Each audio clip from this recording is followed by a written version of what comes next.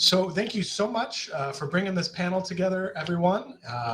April, I know you especially did a lot of hard work to bring all this together. So April, it'd be wonderful to have you introduce the panel and to get us rolling.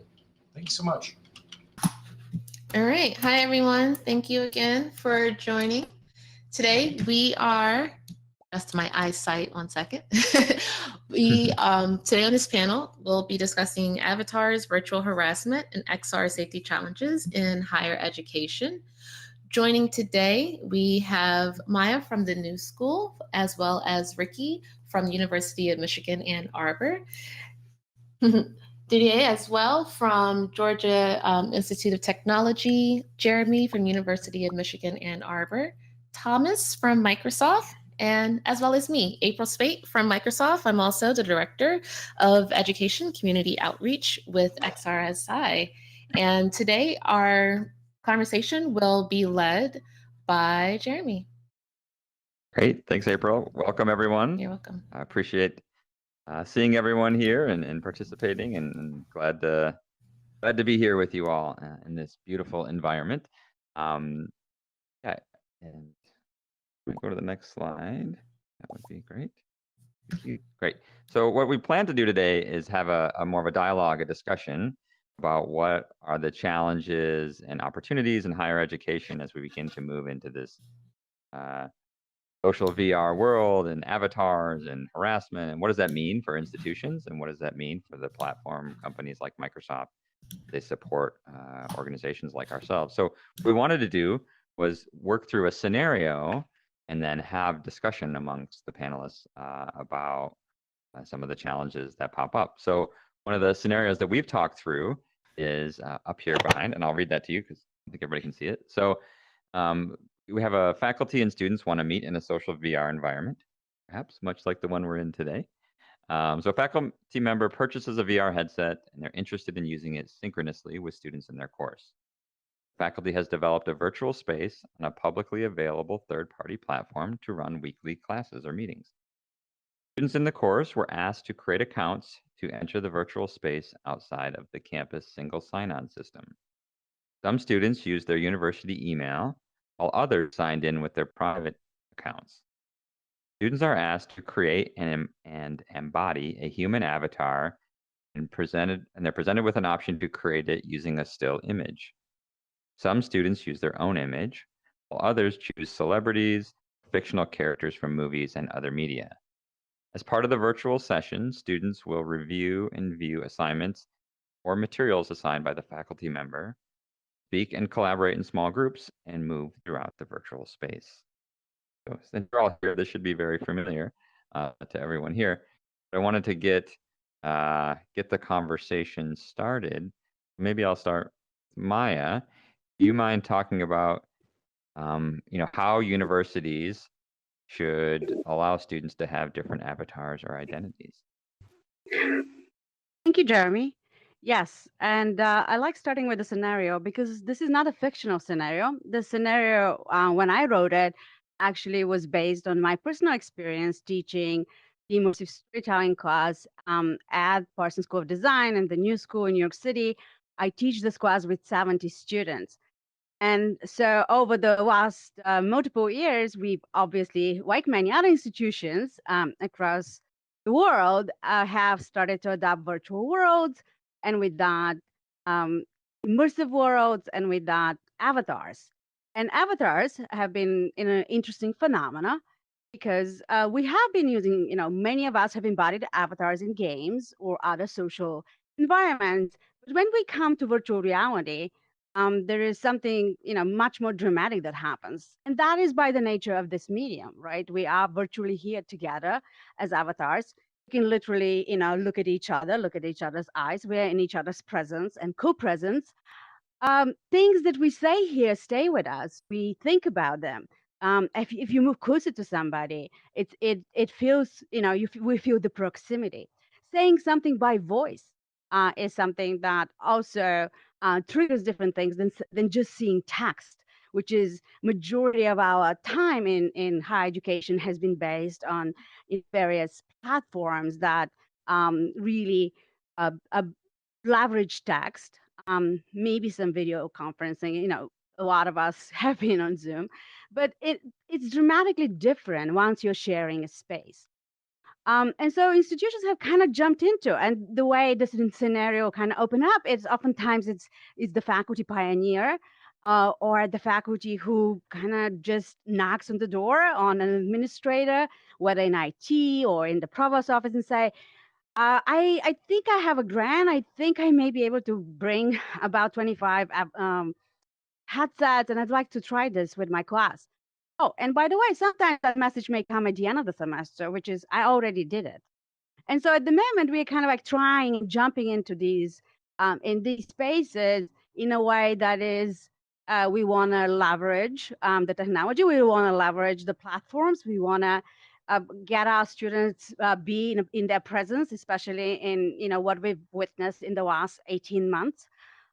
And so this is a great opportunity. But with that, oftentimes we just walk in.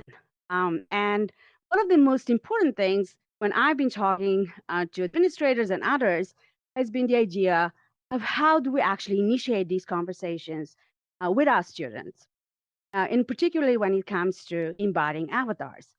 We know that each systems have different affordances.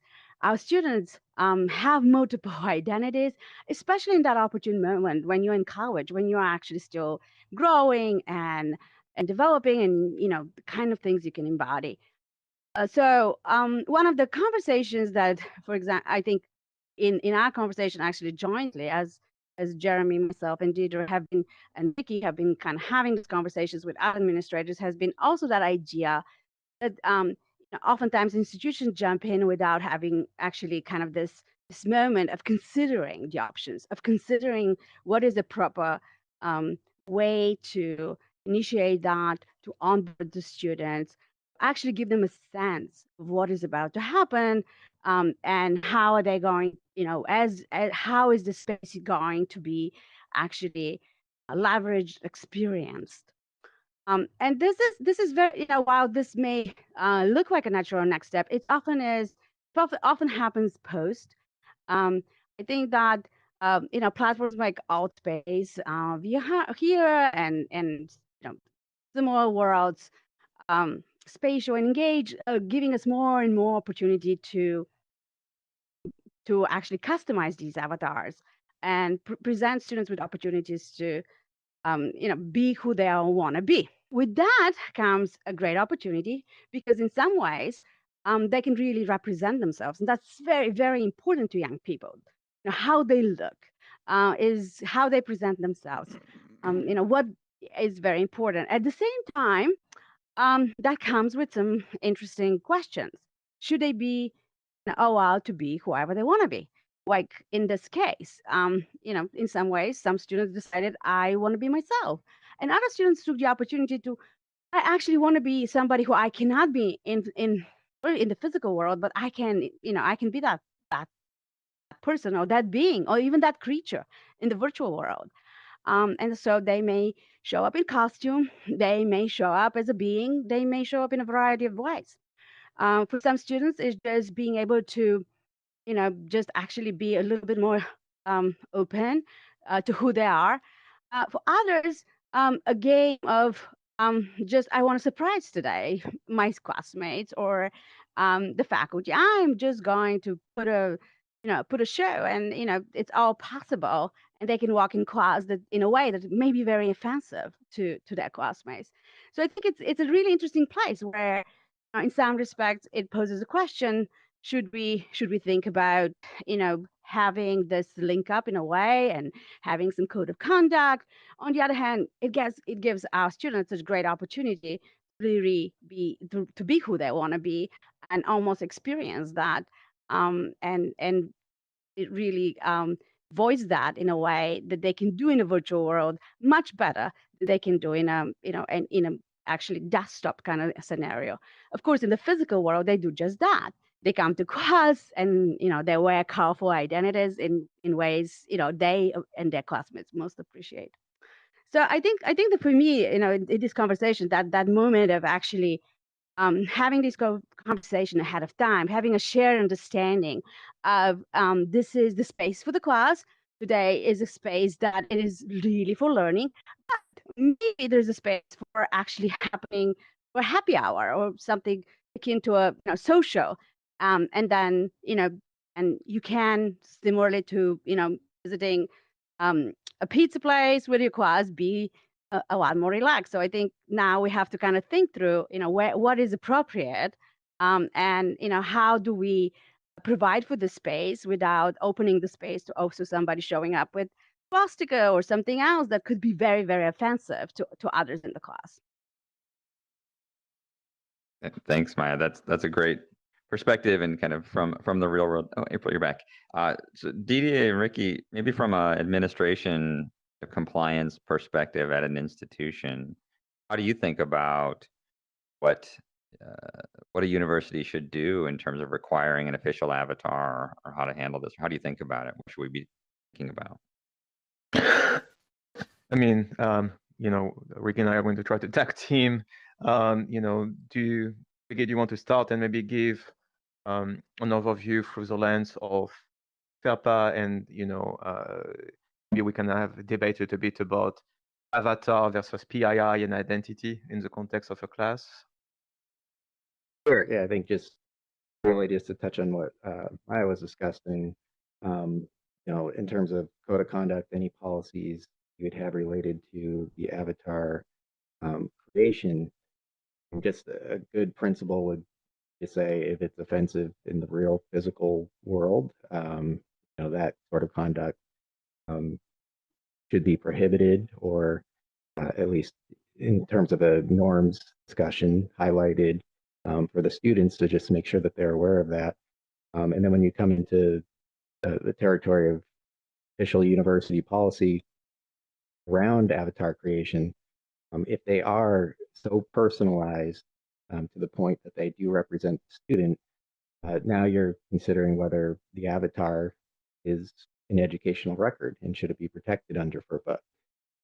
You can have any exemptions put in place by labeling certain personal information directory, as long as you're disclosing it to students, and perhaps there's some potential to at least put some avatar data information collection under those categories. But otherwise, yeah, I think the argument you made that interactions between very personalized student avatars should be treated just as interactions in a recording with actual human beings physically present in a classroom, if that's recorded, online Zoom sessions, if they're recorded.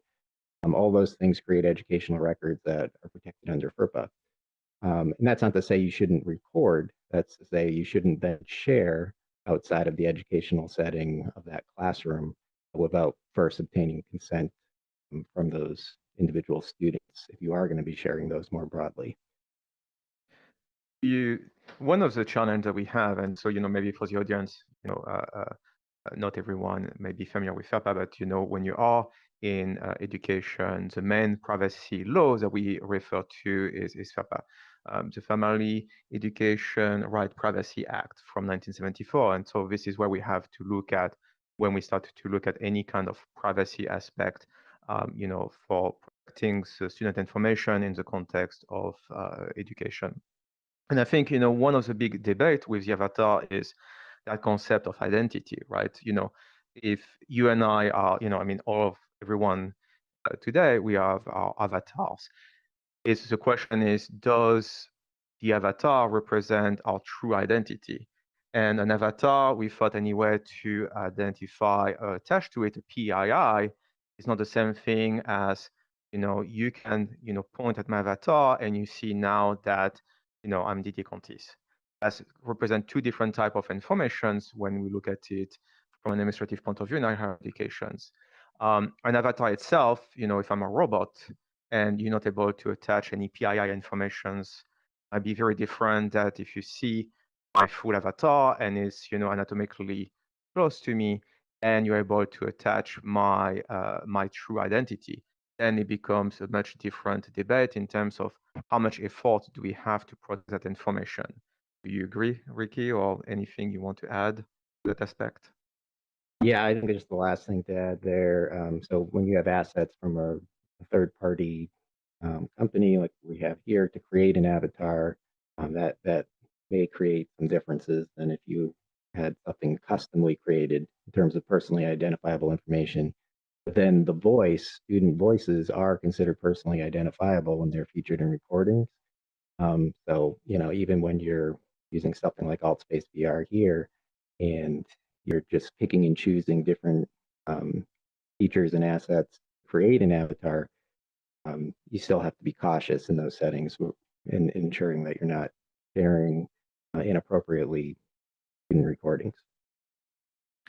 And one more aspect. So, I think depending on the context and, if Ken buy what will be here, I think, the use of avatar in higher education is going to, and how we protect it is going to depend on the context. And when, a student is going to use an avatar as part of a class, we're going to have to spend a lot of, effort in protecting that avatar, especially if that avatar is going to initiate a lot of interactions, and we are going to be able to truly identify the student with the representation. But then one of the things, and collectively, and Maya, you touch on it, it is, the fact that an avatar is also a way to express oneself.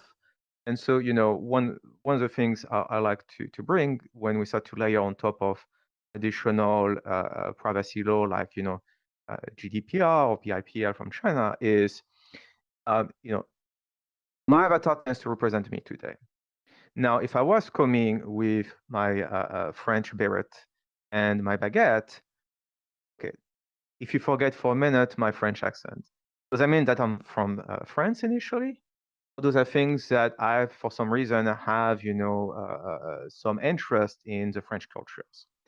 So the fact that you come into a space or a classrooms with an avatar which express something doesn't mean that you are necessarily that thing, right? Maybe like a gender orientation, a sexual orientation, so on and so forth. And that's something we're struggling when we look at it from the perspective of GDPR and sensitive categories, right? To what extent are we going to have to protect, bring additional level of protections to the avatar in the context of, higher educations, because that avatar seems to represent some additional information. Vicky, do you want to add anything to that? I think that's good in the interest of time. I will just briefly mention, in terms of student choices, students do not lose their right to free speech entering the schoolhouse gate or in higher ed campus. And, it is something of a balancing act. You can place reasonable time, manner restrictions on speech. And when it comes to creating avatars and policies around that, keeping that in mind and balancing that with other laws like Title VI of the Civil Rights Act and Title IX, where you do have specific peer-to-peer harassment provisions that would apply to educational settings where you do have a duty to protect students from severe or pervasive harassment.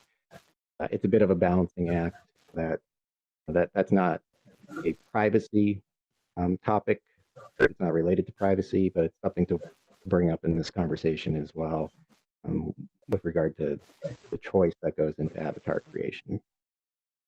And before turning it back to you, Jeremy, and maybe to add, to open the conversation further, that's why, we're going to have maybe to discuss more about the need to have an official avatar and having the means, the technical control to protect that information. Back to you, Jeremy. Yeah, thank you. Thanks. That's giving good context there. So April and Thomas, from maybe just putting your Microsoft hats on for a moment here, in terms of like, how do you think about avatars from an institution or an organization? Is there some sort of policy or guidance that you're hoping or you're looking for in terms of, we know some other vendors are hoping like there's one identity, right? That each person has one identity. How does Microsoft think about that, or how do you think about it personally?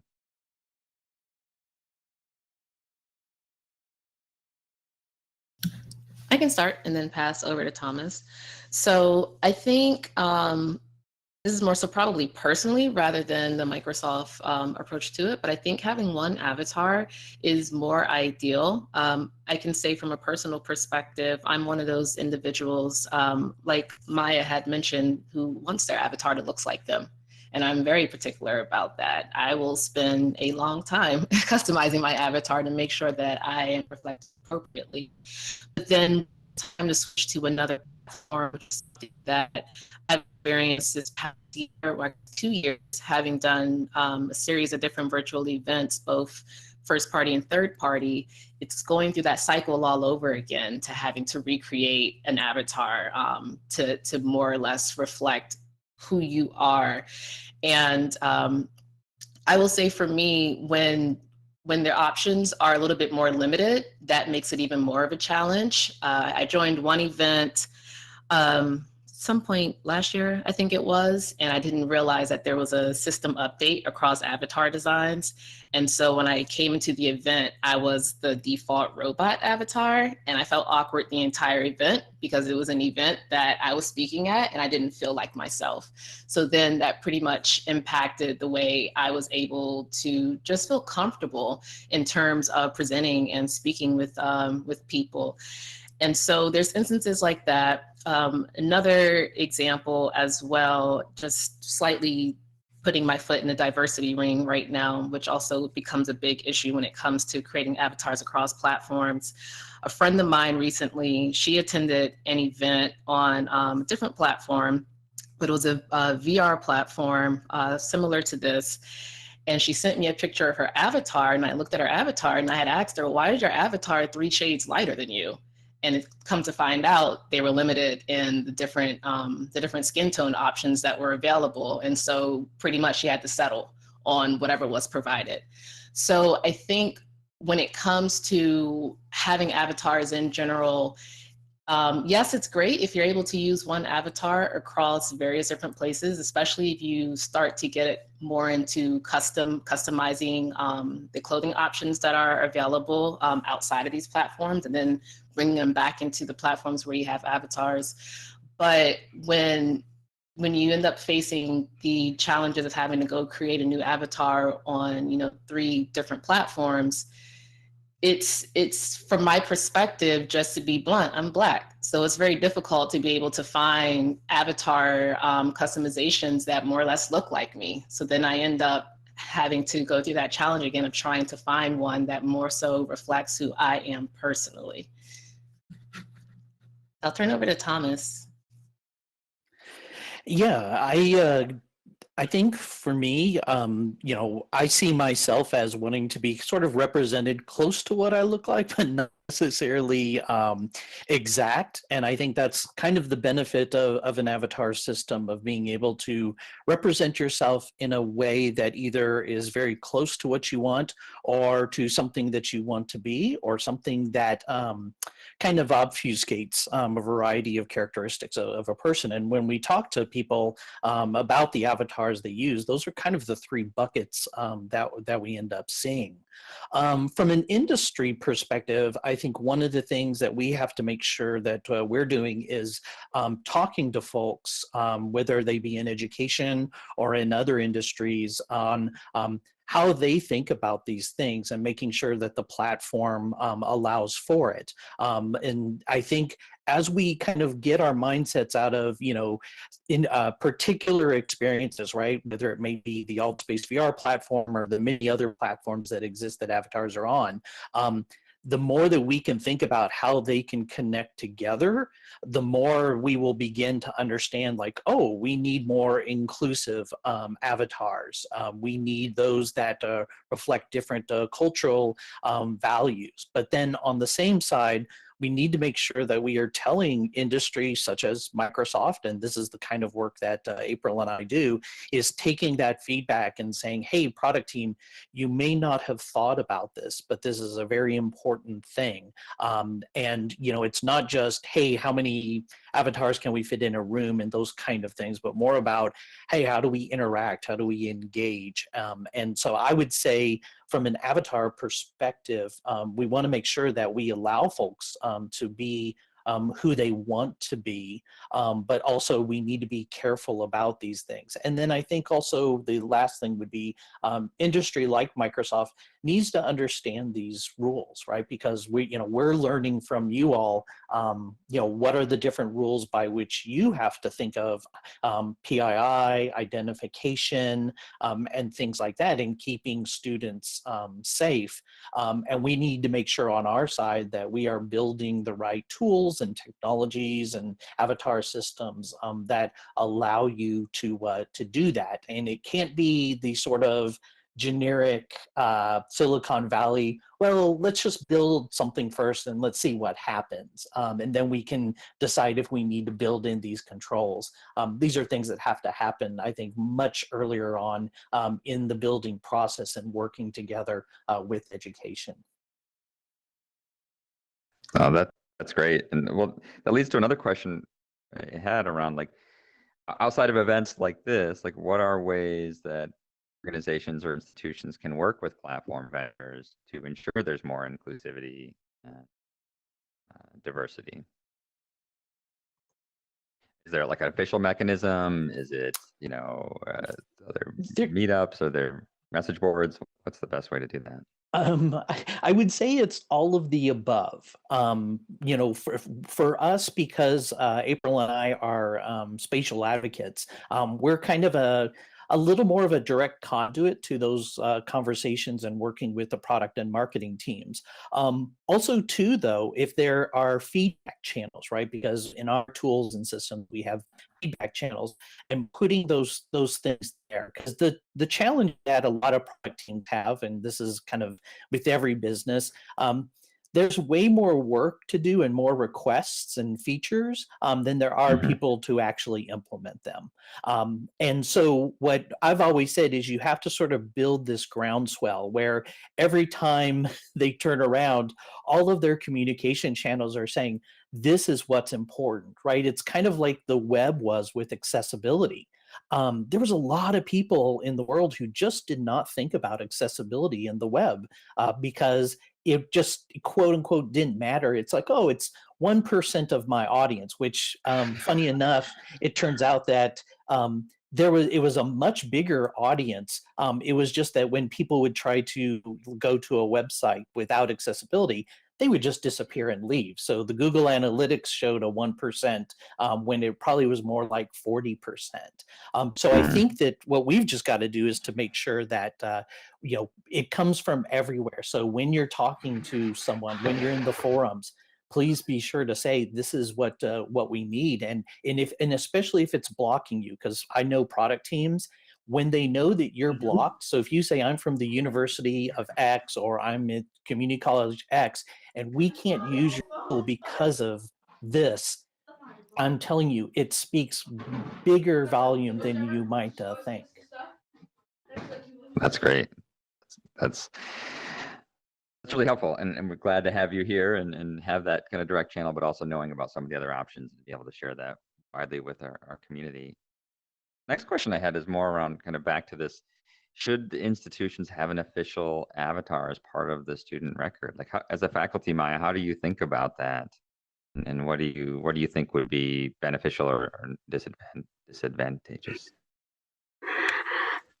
Yeah, I think it's just really, just as it's been mentioned, and in kind of starting with that idea that for our students, their identity is probably one of the things that they feel very close to and very important to them. And for example, over the course of a semester, sometimes we will visit different worlds, and different worlds will have different options.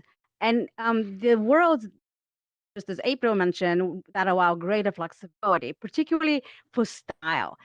There's one is appearance and color, but then it's that idea of style, and just students also, identities oftentimes is intertwined with that. We have we also in education in particular, we want to be very respectful to the LGBT community, to the trans community, and it's very important that they can actually very, very much be able to express that. And it's wonderful to see some of my students who who are basically in the space where they can look like a boy, but they have nail polish, and that's part of their identity. And they can have makeup, like they have shades on their. So that's so important to them to be able to do that, to have that avatar represent that part of their identity. So in some ways, I think it's so important of who they are. It's so important of how they want to be seen and how they want to engage, and it's part of also connecting with each other, right? There's some cues with our body language, and the virtual reality and immersive worlds are so much more interesting to us and our students in this idea of embodiment, and you know, in kind of being able to be in the presence of others. So I would say that I still believe that we have to allow for that. We may have some ways of making sure that nothing is offensive, just as we have for other, but what it is for just text or other.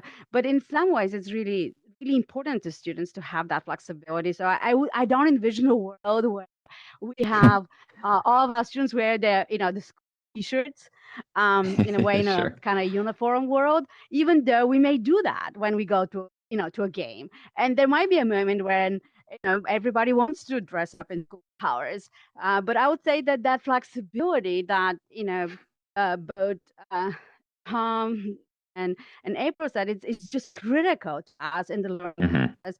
If people come in and they just look like sort of very vanilla, I think that will be really not very difficult as a faculty to engage them. In some ways, it's just as much part of the learning journey. So I think it's very important to have some guiding posts, and also important as we bring students in these environments, but they understand what is an avatar, where does it reside, where else does it go, because we can't just assume that they are purely aware of what that footprint is, what that sort of avatar footprint will become. Just in our kind of like experience with social media, it's not been very successful. But that's to the point of like coming in, understanding, well, this is a footprint now that that you Mhm. are leaving behind.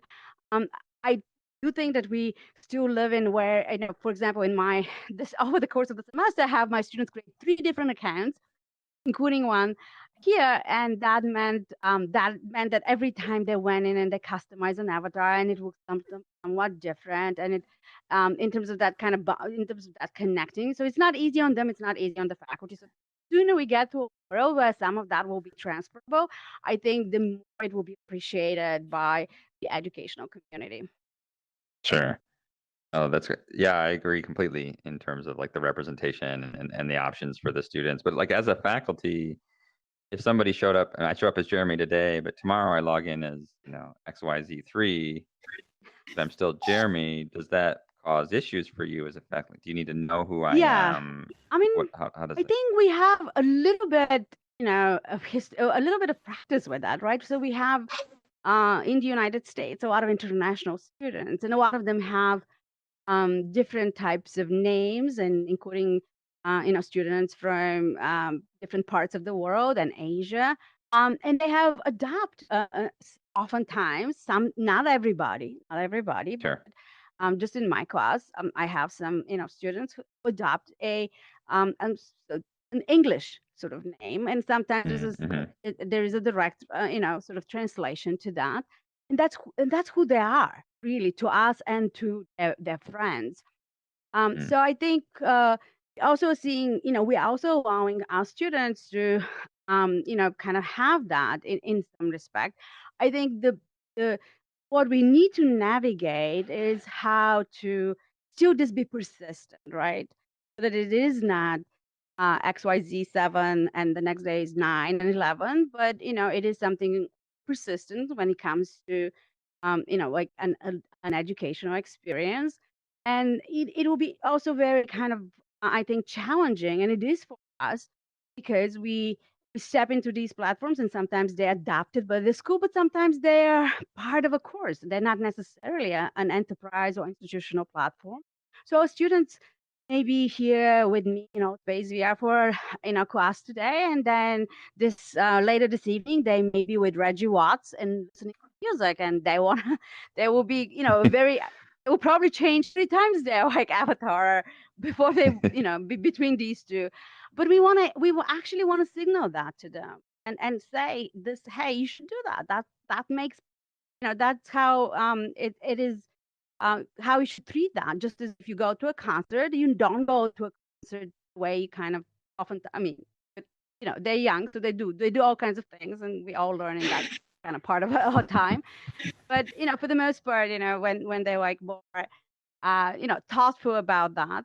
And I think that's to me that is something that we shouldn't just jump in. It's really important uh, to students to understand these virtual worlds in that context of this idea of our privacy, and our safety and our identity, and Right. how that translates in the future. Oh, that's great. That makes good sense. Well, I want to switch a little bit to the avatar ownership and kind of licensing. And April, I'd love to hear your thoughts on how you think about, maybe we're projecting a little bit into the future as like you can create your own avatar, maybe it's NFT or however it gets kind of uniquely created and can travel with us. Like, how do you think, like, let's say it's created with a university email account or somehow on university property, like what do you see as that future, or how would we want to shape it? That's a really good question. And I will say personally, using the example that you just said with regards to university email versus something like if it's a personal, even if it was something like a work one, for example, I personally feel that those things should be separate. Just given that, for me, personally, I just keep those lives separate. And with your personal sort of avatar, if you will, it's more personally, how do I say it? You lose that connection to the institution. Whereas, as an example, let's say you're in a virtual space, you are using an avatar that you've created on your own instance, there's no affiliation to the university. I like to think things from a PR marketing sort of perspective. If you go off and do something, that might be frowned upon, there's not that tie back to the university. Whereas if you did have an avatar that you use, let's say for my school, I went to SCAT, and if I go off and do something that's not very becoming, but I'm using that avatar, then that ties back to the university. So then it becomes a university problem at that point. I think that separation is key. As you start thinking about things like NFTs, for example, personally, I love the concept in the sense that it does provide folks who do create the opportunity to sell what they have in terms of, we're talking about avatars in this case, having different styles and such. But there also is that ownership, whereas you don't necessarily have to worry about someone else also owning that avatar, if you will. It's really just your own avatar. But I would just say, if we're talking about keeping things licensing wise from personal versus something that's under another entity, whether it be your company you work for, school that you attend as well, I just personally think those things should be separate. It's like in life, who I am at work is who I am during the day, whereas who I am after 5:00 p.m., I might present myself differently in the world. And that's where I feel that separation is key and is important. Hopefully that answered somewhat the question. Yeah, that no, you had. I agree. Yeah, there's the multiple identities that we all wear in our different professional and educational life. Ricky, Didier, from a institutional or compliance standpoint, like how does that play out? Let's say somebody graduates and they've created an avatar. Can they take it with them? I mean, students own their own content they create, right? Like, how do we think about this? I can, so just on the most recent topic around this, so there's, from a legal perspective, some reason to have separate school and personal avatars to begin with, just from perspective of whether you can discipline certain conduct if it's not having an impact back on campus and it happens away from campus, you're unlikely to be able to discipline that action. However, if it's using a school created account, that would allow some additional control on the part of the institution. And that's not to say that we should be limiting what students can do with their school created accounts, but obviously there are competing interests involved, ensuring the safety of their students. That becomes much more manageable, the separate student created avatar. It also would help with, so in distance education anyways, which anytime you're physically separated instructor and student and using technology for teaching, that's considered distance education, so XR as well as online programs. You do need a means for identity verification in those settings to ensure the student who's enrolled in the course is the same student who's participating in it. And that, having a separate school institution issued account could help greatly with that, because you can integrate it to single sign-on and the environment that the institution's created for student accounts much more easily. And I can capture that for the rest. So yeah, and absolutely, and especially that being able to kind of verify who the student is as part of an assessment. And assessment, like you said, Ricky, is very important, is key. Two examples, you can look at it from a faculty perspective is, how would you react if you were teaching a class if tomorrow you've got all the students showing up with the same avatar, and you're not able to see who they are from an identity perspective? And part of the assessment is the interaction between the student. Layer kind of some of the scene from the Matrix with Mr. Smith. When you're a faculty, that will be an issue. So that's one aspect. The other aspect is we at Georgia Tech we referred to a student whose name is George P. Burdell, and that's actually a fictitious student that was created in 1927. So even before the digital world, right, students were able to create without any, high degree of verifications, fictitious students. So, this is something we're going to have to keep considering. Now, to go back to ownership of the student, of the avatar, I think one dimension we have not discussed is lifelong learning. And so I think students are going to have an official avatar, and that avatar may have to be registered in one or more official platforms to be used for instructions, but they're going to have to retain some kind of ownership so that they, as they leave and come back to the institution as part of lifelong learning, they can still retain that avatar.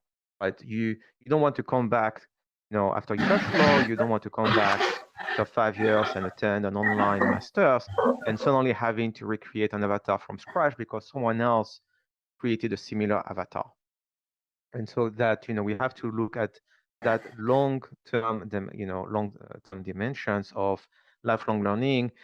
Another aspect, I think, about the ownership of avatars is really to what extent are we going to have students being able to bring in avatar that they are already created from other platforms. For example, when a student is going to come at university, they may have already have this avatar digital life from a K-12 or as part of dual enrollment degree. Are we going to enable them to re-import that avatar if it's highly customized, or are they going to have to be forced to recreate an avatar from scratch with the platform or the tools we provide them? So that's, I think, some of the open question. Jeremy, I don't know if I necessarily fully answered with Ricky your questions, but maybe you can follow up on that. Yeah, no, I think those were good considerations, and like from the institution's perspective, like how, the identity verification is, especially as we go more to hybrid and remote, and like how do you know who the person is that's accessing is critical.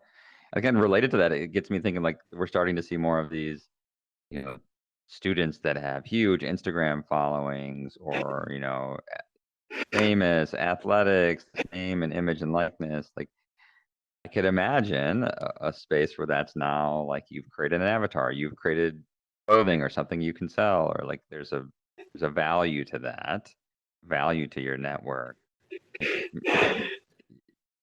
Yeah, I anticipate that. I mean, Thomas, how do you think about that from your perspective or from a platform perspective? Like, what you don't want people leaving, but like the interoperability or kind of the social networking component of it. Yeah, the challenge isn't always in sort of the defaults. The challenge is always in the exceptional cases, right? So one of the tests that I have kind of done with my friends is what I call the Ariana Grande test, which is, what if Ariana Grande decides to want to go for a degree and comes to your class, and folks know that that is actually Ariana Grande. All of a sudden, you have a lot of challenges that you didn't think of before. One is, how do you make sure that this person isn't getting inundated with friend requests? Also, too, that the educator still has kind of control over the group, so that folks don't just kind of run away and get into a clique around Ariana Grande, and you're not being able to teach the other folks. So a lot of times that's what we try to do in our thinking around, like, okay, what are these exceptional cases that usually don't turn out to be exceptional? They're just exceptional because we hit them and then we go, wow, we don't really know what to do in this particular space. And so I think when it comes to identity and things like that, we're still going to struggle a bit, because we do have already real world things that provide that, right? So for example, most people have wallets, right? Or something that they keep things of identity on them. So I think we will come to a point, and I was talking with some friends about this, where there will be a digital wallet that will be assigned to you just like an avatar, and that digital wallet will go in different places. And it may become something else. We're always skeuomorphic when we go into from a design perspective, when we go to a different kind of platform or a different kind of communication mechanism. But we will have some kind of digital wallet that will allow us to say, yes, this is this person. And it might be voice enabled, right? Where, hey, because I immediately imagine, okay, what if someone just gets their friend as an avatar to go take the class, right? Or someone, says, hey, I'm just going to pay this random person to sit in class, for me. Sure. That's where we may AI.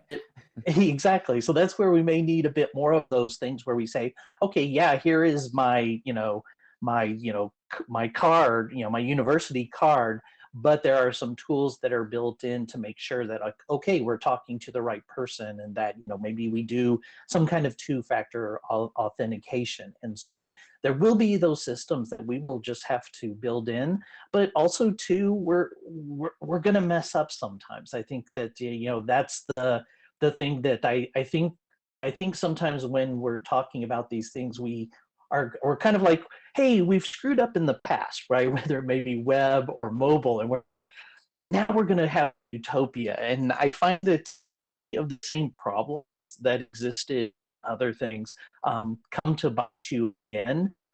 The new world. It's just that we're now being more thoughtful about that.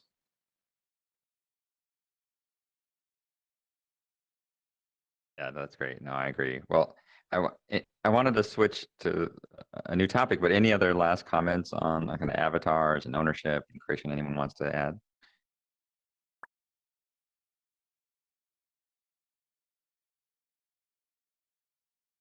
I think we have a question. Yeah. Yes. Is there a question in the audience? I think we had the question. No, it was just, okay. Okay. Just stretching. Okay. You need to do that in VR. All right. Well, I want to switch the topic now to discuss kind of social harassment in VR, how institutions should handle that, how do they work with the platform vendors to come up with tools. I see Altspace has some of the bubbles and some other tools to mute people, but Maya, you may have had the most experience with this and in some of your courses. Do you mind sharing a little bit what your thoughts are on this and how we should and help shape things? Yeah, I mean, and I think even today, like most of the times when we jump into virtual reality platforms, we're looking for a world which can be private. A big consideration is to have a private, right? And some of us who've been long enough, when I have to do it, like just jumping into any space or any platform, it certainly was, really problematic to ensure a quiet space without intruders and people running into students or running into this. But I have lived in that world, and it's very, very distracting. It's also like does not ensure the safety and privacy that students are used to in a learning environment. We have provide that when they step into a classroom or when they step into even on our campus, or even when we, for the most part, we have kind of that privacy in our majority of our system up to date. We have walled gardens, right? We call them walled gardens for a reason, whether it's a LMS or a video conferencing system, or even other applications, which any part of the tech ecosystem. We often try to have a secure space where it so that everybody who's participating in the sort of learning environment and that it's there for that reason can feel comfortable and at ease and can participate. And I think that's something that will be really interesting to look at, and to that point of actually lifelong learning, or the idea that we don't see our students as just coming to us anymore for years and staying with us for 4 years. We want them to come back, right? And that means some ways these alumni can be welcome, and they're most often that's actually a great opportunity to welcome many of our institutions alumni that leave town, that leave country, and now we have an absolutely amazing opportunity to keep connected to these places. So I think it's really going to be interesting how we enable that to happen between is it possible to really kind of separate and have a school only and a life only, others. I do tend to think that there will be some kind of ways where we can have our identities go through different modes, and that's one way that it is our true identity is a wallet proof in some respects. It transfers over platforms, and it's who we are, and we could still have different haircuts and different and even experiment. And sometimes I think it's good to like this opportunity to actually role play in virtual worlds. It's amazing, right, from a learning perspective, because you don't need costumes. You have the affordances. When it comes to harassment, it's really interesting. Last semester, we ran a virtual conference. It was just between our students and students from master students from across different institutions. Most of them actually U.S. institutions. Most of them were invited to the virtual space. They were onboarded. We did everything. We thought we did everything, like like to prepare. And then day of event, we had something happen. There was a running avatar. Um, the none of the information for participating in the virtual event was shared on social media. It was something that was shared with people who only registered and attending. They were asked to not share on social media. Yet we had this. We never could determine whether this was one of ours, when this was a registered student at part of the conference, whether this was somebody using somebody's headset who probably was sitting in a dorm room or in a home, younger brother, older brother, sister. We never could determine that, right? Because the avatar completely protected them. We couldn't identify that identity. They did not have, obviously, they did not have, they did not customize that avatar or like, put a name on it. And so that person ran, and we took some precaution. It took him out. Like it looked like a male character, so, but it could have been they, it could have been anybody behind. And we just did not have the option even to we can at the moment determine that. But yes, I think there's definitely that moment that we are trying to create. We stepping in on platforms. We like to think they're secure, and sometimes it's kind of beyond our control. There's just too many variables at the moment open up to for entry point, even in places like this. I think harassment is real. I also have another conversation with students, and over the years. I've oftentimes collaborated with male partners in that is, teaching or work on others, sharing headsets. And here I am. Oftentimes, I have a female character avatar that is kind of visibly signaling that. But sometimes we share headsets, and I've had colleagues, male colleagues, jump into my headset and come back in an hour and say, "I have never thought this is happening. It's never happened to me. Nobody has come that close. Nobody has tried to touch me, kiss me, come near my space, talk to me, in use the language." So this is very real. It also, sadly, the research and everything shows that people, the same populations in groups that are oftentimes targeted in real life, which is minorities, people with heavy accents, people with things that signaling certain certain actually features, whether it's ethnic or cultural or gender, tend to basically be face the same, if not more, harassment in virtual reality. So the bubble in Outspace VR has been a great way, and I've been since the early days of Outspace here. So it's been a great way to kind of like actually demonstrate one way how this could be done. But it is very real. It also, the better headset, the better spaces, the better environment, the more these interactions feel very, very real. And I remember I was just having a conversation about that with students and a colleague like 4 years ago. And we taught some, we used certain experiences, and some of you familiar with Maker, with Nonadela Pena, and she's advocate. She's done a lot of amazing experiences in VR on gender, on sort of women's and others. And the more actually, the better the headset has become, the more the students have started to come back, and suggesting to us that they've experienced them differently. And I think something to really be thinking about as we are on that sort of acceleration path, the more virtual world, the avatars are getting more real. And so as a result, things that actually perhaps something that felt like, oh, this just happened in a game, although it's never just happened in a game. We carry that, we remember that, as Jeremy Basin said. The VR experience starts when you actually take off the headset, because you've just created a memory that sticks with you. Harassment, it's real, and I think that it's something that we know how it exists in the world. We are yet to translate that, and not only translate, but to actually be able to successfully navigate in virtual worlds. Yeah, that's fascinating. The story and the experience and kind of the unintended empathy and kind of seeing a different way, right? Unfortunately, it had to be that way, but yeah, that was a great illustration of that. April, in your role, in your advocacy role, and in your role in these platforms, how do you think about this area, or how have you experienced it? Yeah, so I'll share two personal accounts, but then more or less what I feel to be really helpful in this space. So my very first time in VR was actually here in Altspace VR, coincidentally, about, I don't know, 2 years ago or so. And I'm one of those people that's an ambivert. Sometimes I like being social. Sometimes I prefer to be by myself, no one else around. And so coming into this virtual space for the first time while in my headset, I didn't know other people were going to be there. I thought it was just going to be me.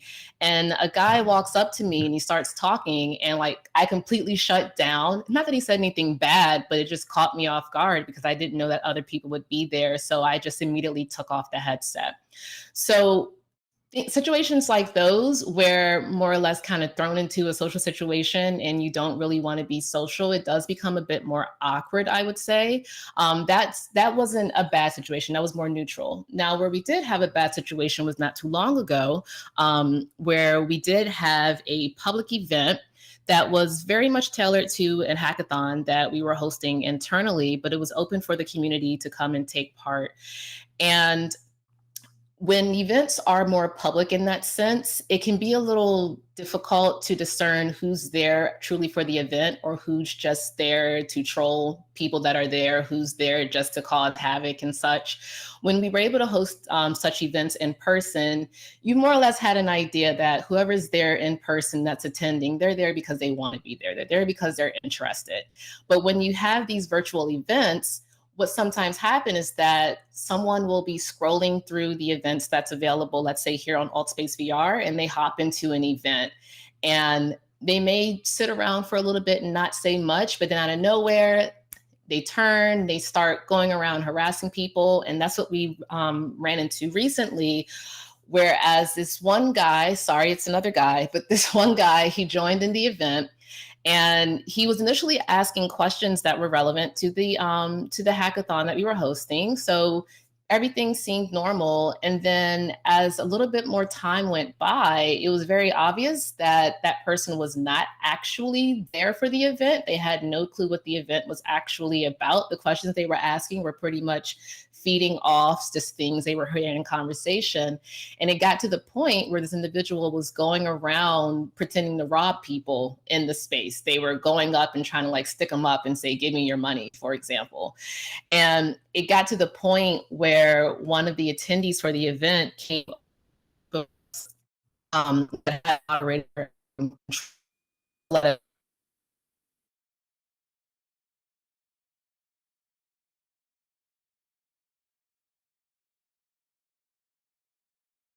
Did we lose? Oh, I think we April lost appears to be it. having some internet connection issues. She actually messaged me in the background. So she Okay, said if she gets okay. disconnected, she'll come right back. So we do apologize about that. Okay, great. Mid-thought, but maybe Jeremy, you can pick it up. Yeah. No, that's. I've been in a couple of events like this, yeah, where we've had people start slowly escalating or slowly starting out and then begin escalating, and then we've had to use some of the moderator tools to boot people out.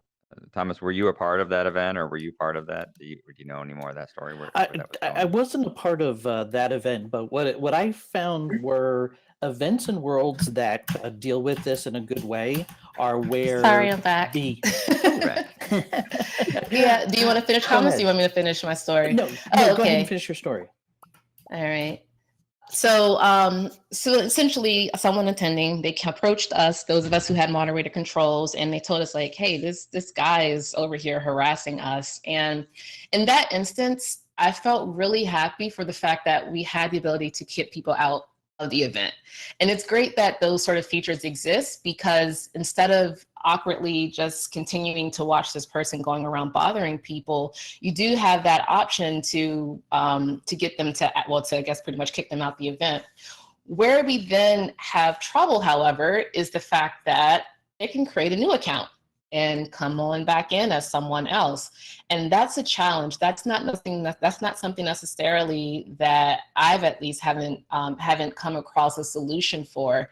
And so as it relates to doing these sort of public events, that's where things can get a little more scary, knowing that people can continue to come into spaces, even being able to virtually kick them out, as opposed to events that were traditionally more so held in person. Whereas if someone was harassing others, you can pretty much have them escorted out of the venue, and more or less they're not going to come back in. But with VR, it can definitely be more challenging, and I would just hope that one day there's a way to help resolve that particular issue. But I do think that in general, these sort of different moderator and host tools can be very helpful. Even the tools that we have here, like having the bubble, for instance, is really helpful.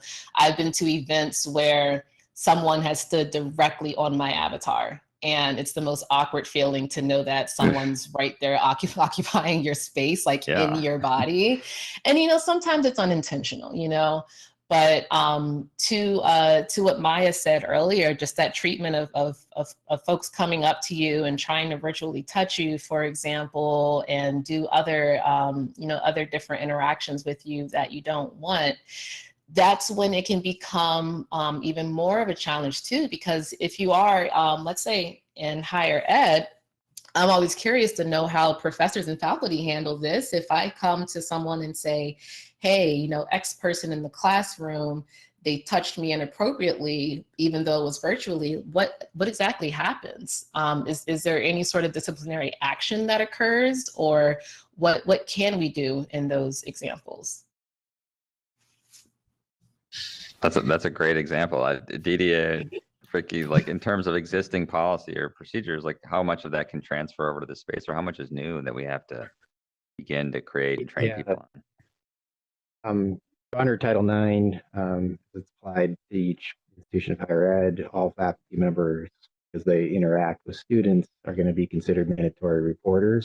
So if they do have a student approach them and you know, have a detail of harassment that does need to be reported, then there's due process protections that are outlined through institutional policies for the student who allegedly had committed the harassment, but typically there's an administrative process that's going to be gone through.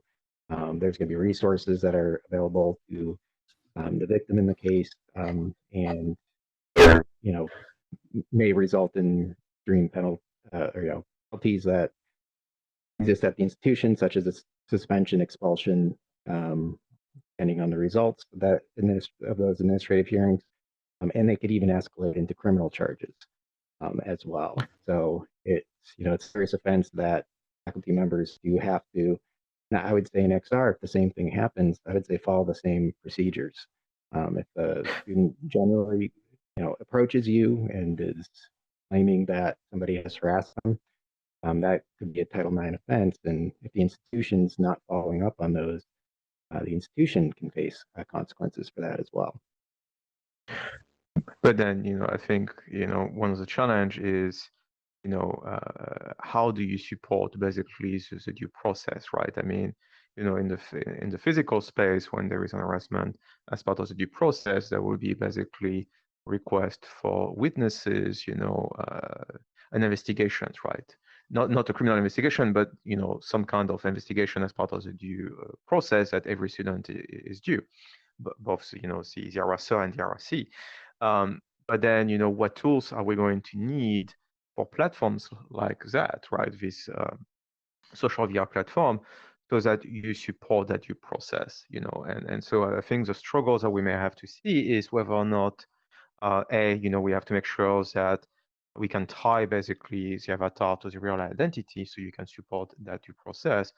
Then should there be additional features offered for more enterprise or education-oriented platforms so that someone can record or not record, or how is that going to be distributed?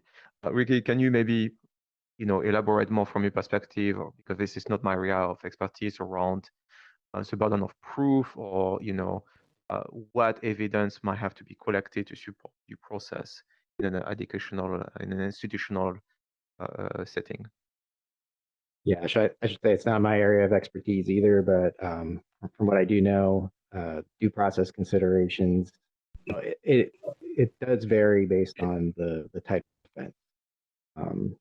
If it is considered under the policy to be sexual harassment versus sexual violence, and if there's if it's verbal or physical in nature, and in the XR environment, it is possible that would be subject to interpretation to a degree as well.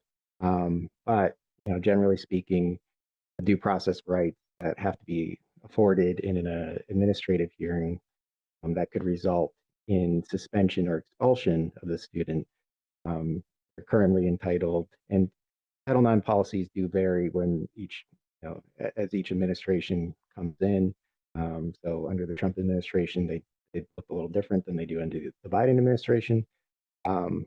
These things do change, but currently you are entitled to cross-examination, and you are entitled to have an attorney present if you desire, as well as have any witnesses and evidence that could be exculpatory in nature. And there's a panel that would generally ask a lot of questions to engage in fact finding. similar, and you don't get a jury trial. It's an administrative hearing, but they can make certain factual determination based on questions submitted in writing or during the hearing themselves. So you basically have rights to cross-examination and having an attorney present as the main two. But those may not exist if the disciplinary action is far less severe than suspension or expulsion, which it may be depending on the level of the infraction. So that's an interesting, I think aspect, right? Which is, harassment is real, and it's a problem. But then, what are the consequences faced, and how does that also impact basically being able to support basically the claim? In a purely digital world, you can be exposed, but an harassment in a VR world can have basically consequences potentially, right? We can imagine that in the physical world. You can see that a misbehavior and harassment in the digital world will lead in the futures to a dismissal from an actual institution. So that's going to, I think, raise a lot of questions about how do we basically reconciliate basically the challenge with also how do we address it when it happens and what tools do we need. That makes great sense. Well, Thomas, maybe one comment of where you see the platforms going. What are some of the tools you're thinking about? The evolution of how more people are using it. Some of these things come up that you hadn't thought of before. Are you thinking about these sort of recordings or the digital evidence trail, or how things could be set up to support that investigation or that exploration? Yeah. Some of it comes from, again, kind of looking at the real world, which is a really great proxy for what we want to do and accomplish in this virtual world. One is having the artifacts visible that will tell people that bad behavior will not be tolerated. So code of conduct being front and center, talking about code of conduct being front and center. The other thing is making sure that you have community monitors that will be very visible. So maybe they have a particular look to themselves, as well as having the ability to do some pretty hard banning as when the times are needed, especially for someone who isn't being sort of below the radar in their harassment, but are just being very obvious. But then at the same time, it was funny because April and I were just talking about this, which is how could you forensically replay something so that when something does happen, how do you take all of that data and store it? Because then we were into more of an operations thing, and that's a lot of money, right? I was just thinking through what it would take to recreate from when April and I walked into this room before everybody else to when we shut this down, right? And all the kind of metadata that would need to be associated with that. So I think that we'll want to get to sort of a sci-fi version of where we can go back, right? And we can look and go, hey, I want to experience this, but maybe from different vectors, or maybe I want to kind of replay this, but being able not just to kind of replay from one view, but any view that we can. So I think you'll see more of that happen.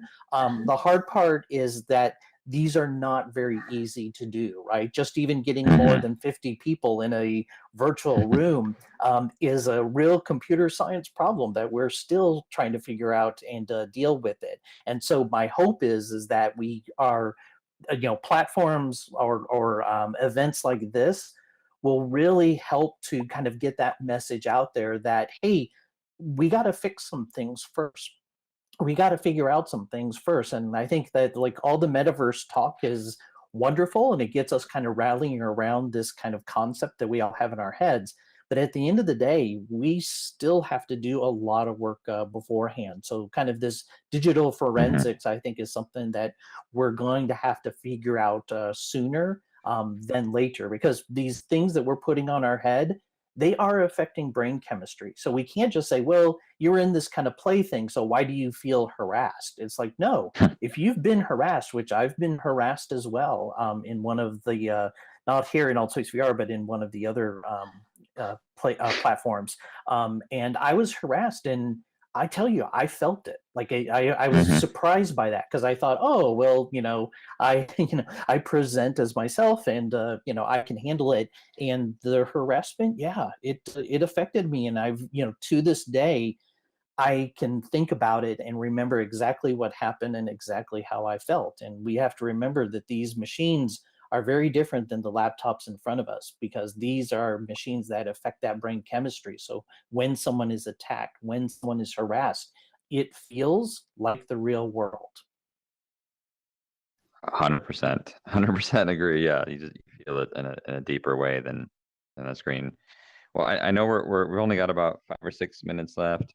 Maybe we could take a question or two, or do we want to have any last comments from the panel here? Any last thoughts or comments as we go forward? Maybe I'll just add one thing, just to build on what Thomas and others have said around harassment, is that we've been talking a lot about the issue of harassment, but in the context of a synchronous event, right?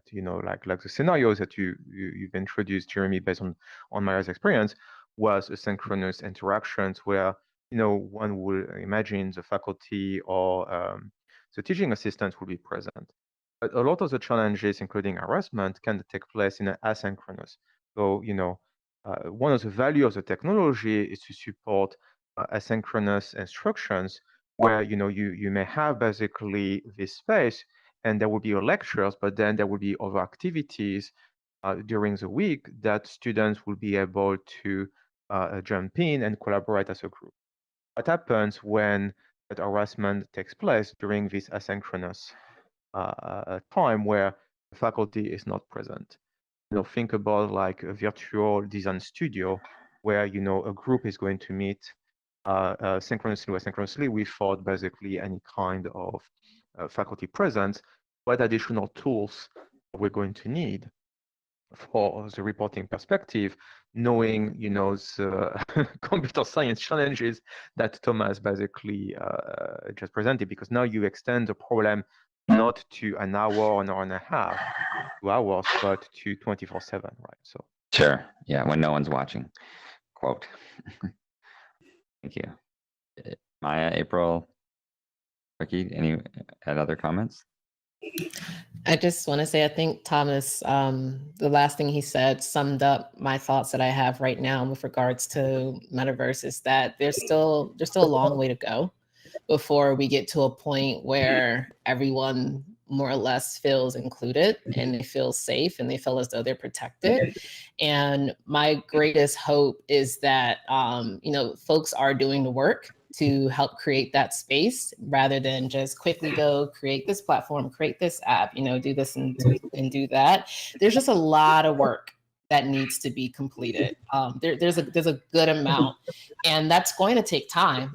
Even like today, if you hop out of VR, we still have social media that's a mess, and not all that's been resolved for. And so I kind of get this like sense of, now I know we're on metaverse, but I kind of get this sense that in some ways there's some individuals who feel as though metaverse will more or less resolve the ability to interact and socialize. But I feel like it just adds now another level of complexity that we need to actively prepare for and implement solutions to mitigate those negative situations that we may potentially run into. So that's my final thought. Couldn't agree more. Thank you. Maya, did you want to? Yeah, I actually want to throw this back to the Access Safety Initiative and this week, because I think it's so important to have this conversation, because so often we focus on the technology, and we kind of introduce our students as, you're going to be wearing a headset, and this is how the headset works, and how the world works. And so much emphasis is basically given on that sort of platform and technology, and what happens inside becomes like just something that it's assumed that somehow our students know how to be there just because they're young, just because they play games, just because it seems like they may be native. That is often not the case, and I think this is so important to have these conversations. In addition to, we're going to be actually meeting in a virtual world, which oftentimes energizes students, but also being able to, include these topics and be very proactive in bringing these conversations. And, in having a conversations with colleagues and other people on campuses and people who are interested in interacting with young people in particular in these virtual worlds, just about everybody, because it's a new world, it's a new place, it changes and evolves every day. And so it's so important to have this week, the XR Safety Week, and this initiative. And so I'm grateful to have had this conversation with all of you today. Thank Hey, you. Jeremy, I had one more thing, if that's okay. Yeah. Sorry. Of course. The last thing I just want to say, in addition to what Maya said, is a lot of this starts in the classroom. A lot of this starts in the documentation that different platforms are building to teach people how to use their products, their tools and services. A big part of what we do in my team in advocacy is that we're out there to also help educate developers that are beginners, those that are more intermediate and advanced, but especially those beginners, that's that group that more or less has that opportunity to still be molded, if you will, as they are starting out on their dev journey. That is the opportunity to start introducing ethics and privacy and safety as they're developing. Because if what I more or less see spending time in the community is there's a lot of tutorials on how to do this thing, but what's missing is that ethical component.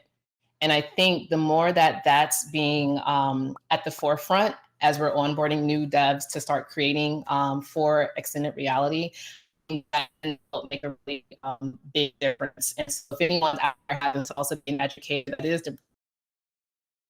Oh, we lost her again. I exactly agree. I mean, that's one of the main reasons the University of Michigan we're involved in the XR Safety Initiative and wanting to help influence early and as we go down this journey. And so it's really important for us to be part of the conversation, understanding more, help shaping the next generation. So I know we're at time. Any last comments, Thomas, Ricky?